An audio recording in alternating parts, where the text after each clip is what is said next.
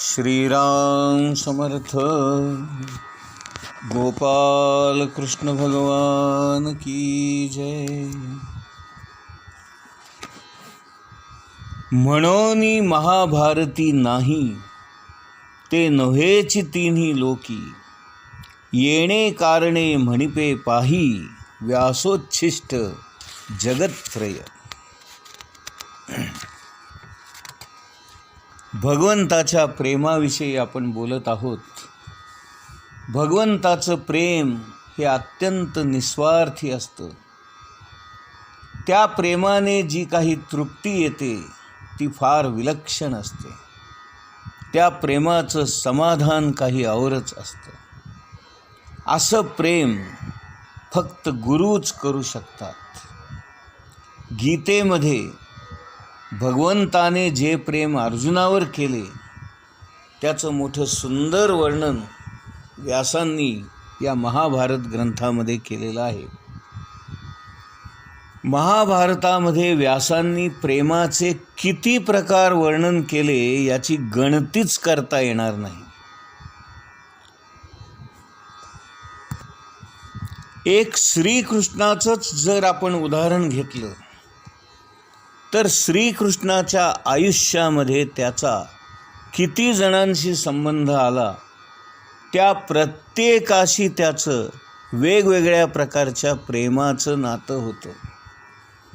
अर्जुनाचं प्रेम वेगळंच, राधेचं प्रेम वेगळंच, द्रौपदीचं प्रेम वेगळंच, रुक्मिणीचं प्रेम वेगळंच, भीष्माचार्यांचं प्रेम वेगळंच, दुर्योधनाचं प्रेम वेगळंच, भीष्माचार्यांचं वेगळंच, द्रोणाचार्यांचं वेगळंच, कृपाचार्यांचं वेगळंच, धृतराष्ट्राचं वेगळंच आणि कर्णाचंही वेगळंच. सांगायचं तात्पर्य असं की भगवंताने केलेल्या प्रेमाच्या छटांचं जरी आपण नुसतं वर्णन पाहायचं ठरवलं तरी कित्येक महिने आपल्याला त्याचं वर्णन करावं लागेल. भगवंता इतकं प्रेम फक्त सत्पुरुषच करू शकतात किंवा सद्गुरूच करू शकतात. आणि सत्पुरुषांच्या प्रेमाची अशी गंमत असते की प्रत्येकाला असं वाटत असतं की महाराजांचं प्रेम माझ्यावरच आहे, असं प्रत्येकालाच वाटतं. हीच तर गंमत आहे, नाही का? आपण लहानपणी असताना एक चित्र होतं बघा, पानाच्या दुकानामध्ये लावलेलं असायचं. ती एक मुलगी असते आणि ती आपल्याकडे बघते असं वाटतं. डावीकडून बघितलं तरी ती आपल्याचकडे बघते असं वाटतं, उजवीकडून बघितलं तरी ती आपल्याचकडे बघते असं वाटतं, समोरून पाहिलं तरी ती आपल्याचकडे बघते असं वाटतं. त्याप्रमाणे सद्गुरूंचं प्रेम जे असतं ते प्रत्येकाला आपल्यावरच आहे आणि ते माझ्याकडेच बघता आहेत असं वाटत असतं.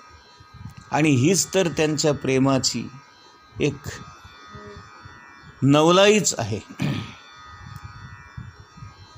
पुढच्या ओवीमध्ये ज्ञानेश्वर महाराज म्हणतात, ऐसी जगी सुरस कथा, जे जन्मभूमी परमार्था, मुनी सांगे नृपनाथा, जनमे जया.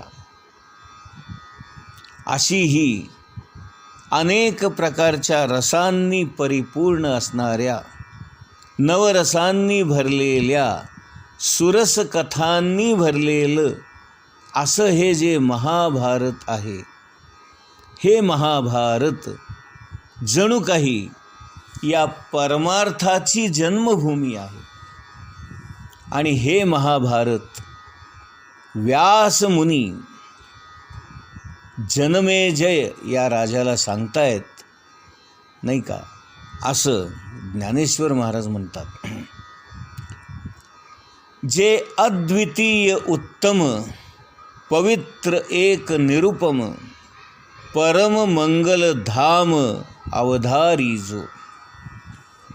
आता हा महाभारत ग्रंथ कसा आहे याबद्दल ज्ञानेश्वर महाराज आपल्याला सांगतायत की हा महाभारत ग्रंथ हा अद्वितीय आहे, पवित्र आहे, एकमेव आहे आणि निरुपम आहे.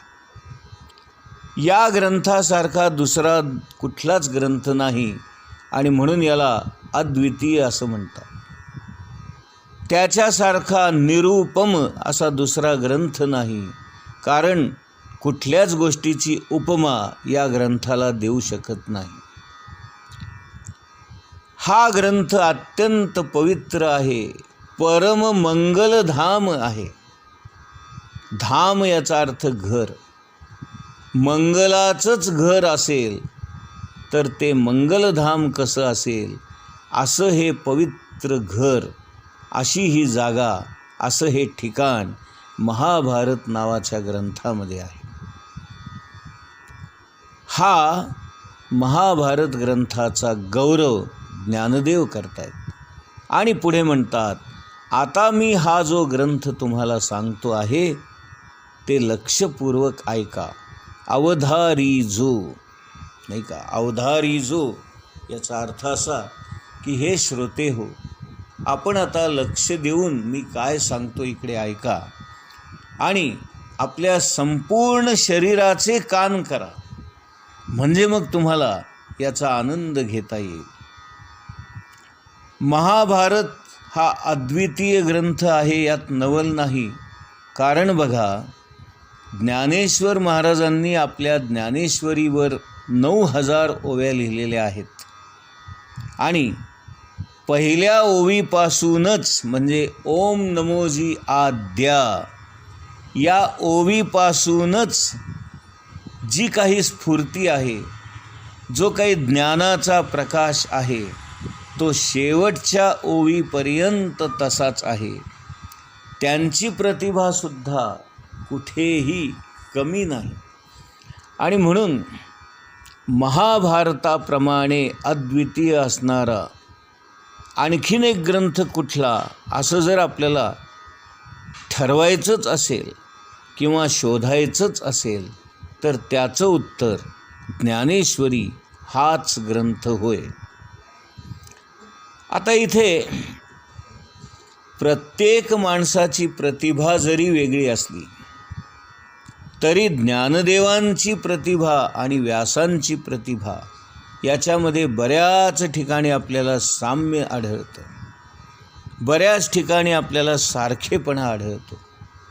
याचं कारण असं आहे की ज्ञानेश्वर महाराज हाही भगवंताचा अवतार होता आणि व्यास हेही भगवंताचे अवतार होते आणि भगवंतानेच या दोघांचा अवतार घेऊन या दोन्ही ग्रंथांच्या रचनेचं कार्य केलेलं असल्यामुळे, भगवंताकडूनच ते घडलेलं असल्यामुळे त्याच्यामध्ये साम्य आढळणार यात शंकाच नाही.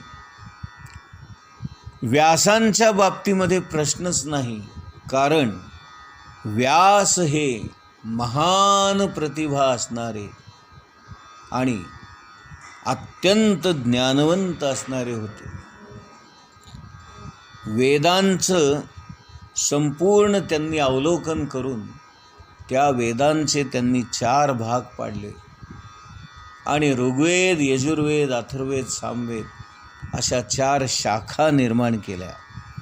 याचं कारण असं की कलियुगामध्ये माणसांची स्मरणशक्ती कमी होत जाणार, त्यांची आयुष्याची मर्यादा कमी होत जाणार, त्यांना सगळे वेद शिकणं शक्य होणार नाही आणि म्हणून निदान त्या वेदांपैकी एखादी तरी शाखा त्यांनी शिकावी, या उद्देशाने व्यासांनी वेदांचे 4 विभाग करून एक विभाग पूर्ण शिकायला गुरुगृही राहून, गुरुकुलामध्ये राहून कमीत कमी 12 वर्ष गुरुमुखातून ऐकले तर आपल्याला एक वेद शिकायला एवढा काळ लागतो.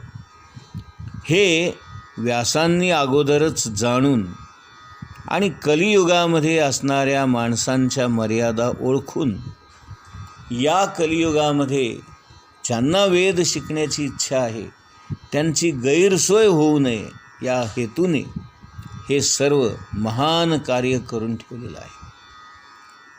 दुसरी एक गंमत आहे की व्यासांनी 17 पुराणं लिहिली आणि 17 पुराणं लिहून सुद्धा त्यांना समाधान प्राप्त झालं नाही. आणि म्हणून ते एक दिवस खिन्न अवस्थेमध्ये सरस्वती नदीच्या काठावर बसलेले असताना नारद मुनी तिथे प्रगट झाले. नारायण नारायण करत ते व्यासांच्या समोर प्रगट झाले आणि व्यासांना खिन्न बसलेलं, उदास बसलेलं पाहून, त्यांचा चेहरा पडलेला पाहून, त्यांचं मुख कमल म्लान झालेलं आहे असं पाहून नारदांना मोठं आश्चर्य वाटलं. त्यांनी व्यासांना विचारलं, हे मुनिश्रेष्ठ, आज आपण उदास का? आज आपला चेहरा म्लान का? यावर व्यास त्यांना म्हणाले, काय सांगणार देवर्षी, अहो वेदांचे 4 विभाग केले, 17 पुराणं लिहिली, इतकं कार्य करून सुद्धा माझ्या मनाला शांती आणि आनंद, प्रसन्नता, समाधान काही मिळालं नाही आणि म्हणून मला खिन्न वाटतंय. यावर नारद मुनी त्यांना म्हणाले, व्यासजी, अहो आपण सगळं केलं याबद्दल वाद नाही, परंतु आपल्या मुखातून भगवंताची स्तुती किंवा भगवंताची भक्ती घडून येईल असं काही निर्माण झालेलं नाही आणि ते आपण निर्माण करावं म्हणजे आपल्याला शांती, समाधान, आनंद मिळेल. असं जेव्हा नारद मुनींनी व्यासांना सांगितलं आणि 4 श्लोकांचं चतुश्लोकी भागवत नारदांनी व्यासांना सांगितलं आणि याचा तू विस्तार कर म्हणजे मग तुझ्या मनाला शांती मिळेल, अशा पद्धतीचं मार्गदर्शन करून नारद मुनी अंतर्धान पावले. त्यानंतर त्या चतुश्लोकी भागवताचं नारदांच्या मुखातून श्रवण केलेलं असल्यामुळे त्याचं चिंतन मनन करण्यामध्ये बराच काळ व्यासांनी घालवला आणि आपल्या 18व्या पुराणाचं म्हणजेच भागवत पुराणाचं मनामध्ये एक साचा म्हणा किंवा ते कसं असावं याची कल्पना रंगवली आणि 18वं पुराण भागवत पुराण लिहून काढलं. ते लिहिल्यानंतर व्यासांना खऱ्या अर्थाने आनंद, समाधान, सुख, शांती या सगळ्या गोष्टी प्राप्त झाल्या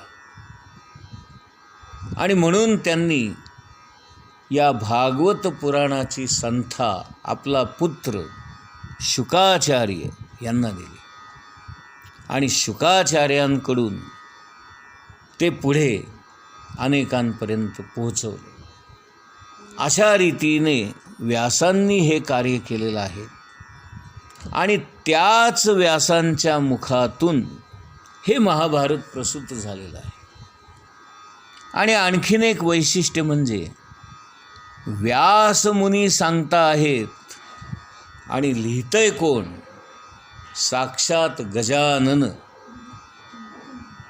गणेशाने हे महाभारत लिहून काढलेलं आहे आणि म्हणून असा हा महाभारत ग्रंथ अद्वितीय आहे, उत्तम आहे, पवित्र आहे, निरुपम आहे, मंगलाचं मंगल करणारं पवित्र धाम आहे.